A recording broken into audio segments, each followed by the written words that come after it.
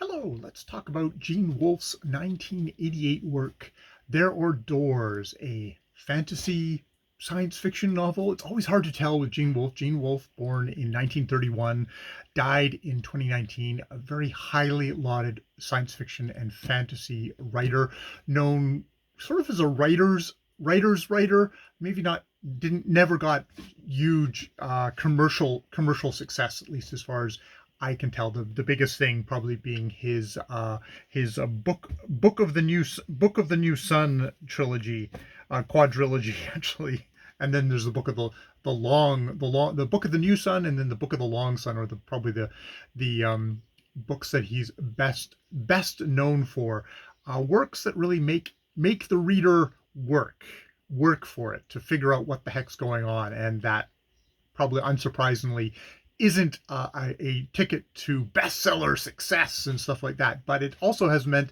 that he's stuck around as someone who's people continue to read.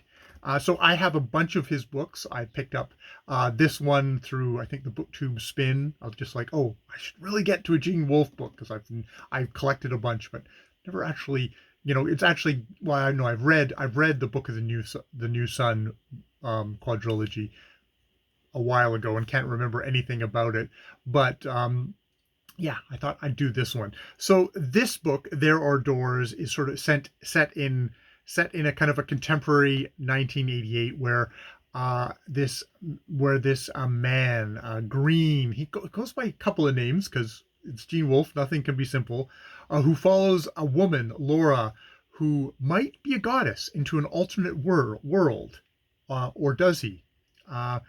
We learn as the book goes on. There's layers upon layers. We learn about the main character, and that some of that gets questions are raised. He's caught in the stories of kind of a mental institution, a boxer, a revolutionary, a kind of real evil motherfucker named North, who is seems to be modeled on the name Oliver North. If you come up in the 80s, you know that name, but also of Gordon G. Libby, one of Nixon's henchmen, is the other thing. So that kind of thing, and is caught in this world of this goddess and this alternate world, which is what it kind of gets named as, where the men die after having sex, and women apparently can store store that sperm and have children going on. And it seems to be maybe a matriarchal world where, surprise surprise, the faces on all the money are women, not men. And you get the kind of hints sprinkled throughout, because it's part of Gene Wolfe's storytelling method is he doesn't just info dump you. Things come out as it goes along, and sometimes it's pretty subtle hints. You definitely find that in other works of his that I have, the Book of the New Sun that I've read, of this fantasy novel that you start off with, and it's only as you go through that you sort of realize, oh, there's something entirely different going on here, and you have to pay attention. So you get a lot of stuff like how much war has been in this world. There's also a lot of playing with stereotypes. There's in the early chapters of this book, he comes into a Chinese curio shop where it's a very much kind of a stereotypical wise old Chinese guy, which, speaking in broken English, and is referred to as the Chinese. I'm like, oh my God, this is sort of 80s racism. Luckily, a couple of chapters later, this gets called out, and the main character realizes, I've spent my whole life in, and I've never met anyone who's any Asian Americans who've spoken that way, and just like, and just calling someone the Chinese, it becomes a bit more of a fulsome character. But there's also like kind of a storyline with the boxer, which seems like a kind of classic. It's a boxer who's getting a shot at the title, mixed in with him kind of very seamlessly slipping in and out of their world, their world and our world, and just questions of his sanity.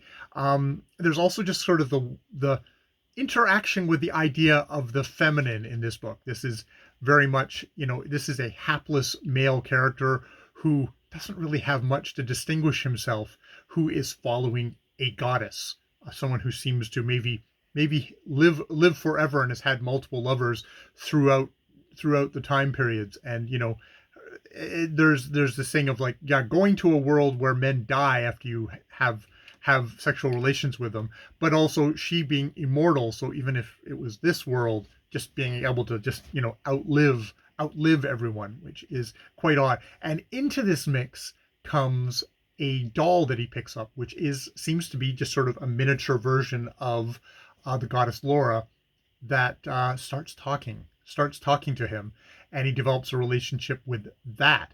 And it is very much a kind of a literalization of the infantilization of a woman, shrinking her down, and her having a very girlish personality, and being much more not the one who is in control, the submissive to his kind of hapless male stuff. So there's Wolfe.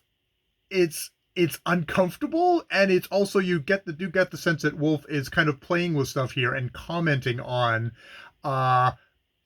male masculinity in relation to femininity, and what the hapless everyman male can handle.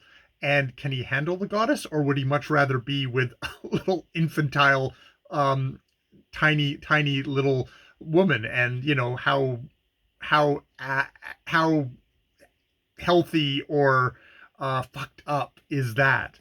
So, this is a book where at the beginning it frustrated me a lot. I had no idea. He is that kind of writer. Like, you have to embrace at the beginning, you're not going to know what the fuck's going on. It's the kind of work that it unspools to you as you go along, and the more effort you put into it. And it's kind of a hard thing to review, because you do get the sense of like, I'm talking about this book and I'm obviously missing a whole lot about what's going on here. It's one of these books that I can definitely see you can going back to and going, oh, I missed this. Oh, I missed that. Or, oh, that's what that meant. Kind of that kind of thing. And even kind of flipping back through the pages to the beginning and just reading the opening bit, you're like, oh, wow, he's seeded all the stuff in here. That said, this is probably the most accessible Gene Wolfe that I've read. And I've heard other people comment, this is kind of like easy Gene Wolfe. And I'm having those kind of issues. I mean, a part of it is easy Gene Wolfe can be deceptively easy. The prose is easy in here. In his Book of the Long Sun series, for kind of narrative and story purposes, there's a lot of description in here, and I'm not somebody who a lot of the times gets along with lots of description, and my eyes can glaze over. But unfortunately, with those books, that's where a lot of work was going on. That was like, you pay attention to those descriptions of what this character is seeing. And this character doesn't know what they're seeing, because they're in a fantasy world. They're in a fantasy world, but the things they're describing, you as a modern reader should actually go, oh, that's what that is. And I get very much the sense, again, with this book with Gene Wolfe, that's there. So, and there's that balance there of, this is, it's an author of the kind of that tricky period of like 1930 to 1931, someone who was born in 1931, and what like their relation to women are.